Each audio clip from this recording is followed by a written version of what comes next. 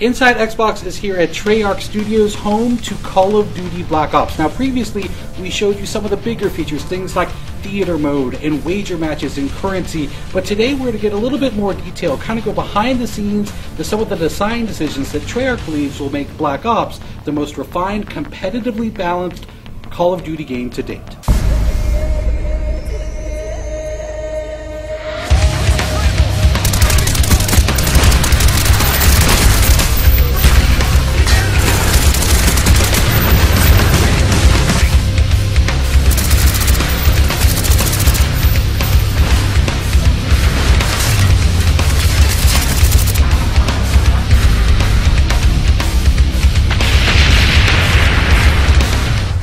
One of the great things about having such a large community of players playing our game is that it isn't very difficult for us to hear when fans do not like something about our game or they do like something about our game. All we have to do is listen, and we are listening.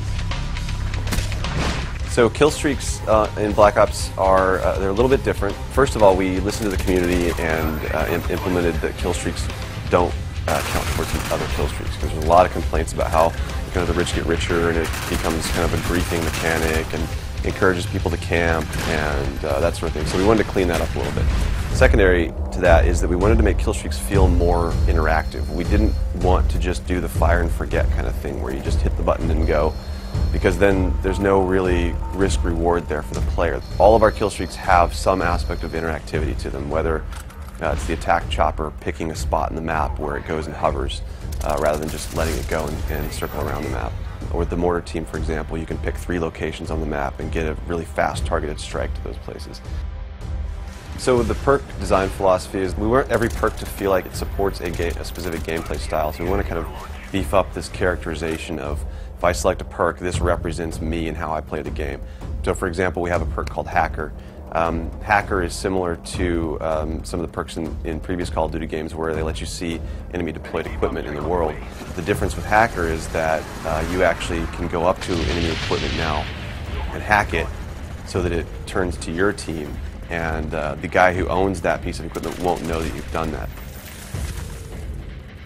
One of the big changes that we're making in Black Ops multiplayer is that your perk 1 slot is what determines what your character model is. For example, Flak Jacket is one of them. Flak Jacket decreases explosive damage, so the character model is all beefed up. He's kind of, inspired by that bomb diffuser kind of guy with the padding and extra elbow pads and knee pads and helmet.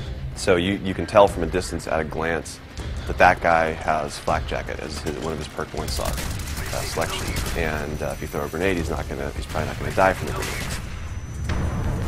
A lot of suggestions made it in from the community, starting from those objective icons, the A and B icon. They'll fade away if you reticle over them, so no longer are they getting in your way when you're trying to shoot. Shotguns are primary weapons now again, so something like a shotgun is so lethal it should behave like a shotgun, so it needs to be in that primary weapon slot. We have the grid coordinates on the overhead map, so whether you pull up your pause menu or in the top left corner, so it's going to be very, very easy for you to call out exactly where action is happening. Instead of having to say, oh, he's over by Grandma's house, you can now say, oh yeah, he's in quadrant D, 3. We take suggestions from all sorts of our sub-communities.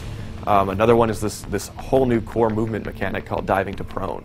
So it's something that we found was very interesting.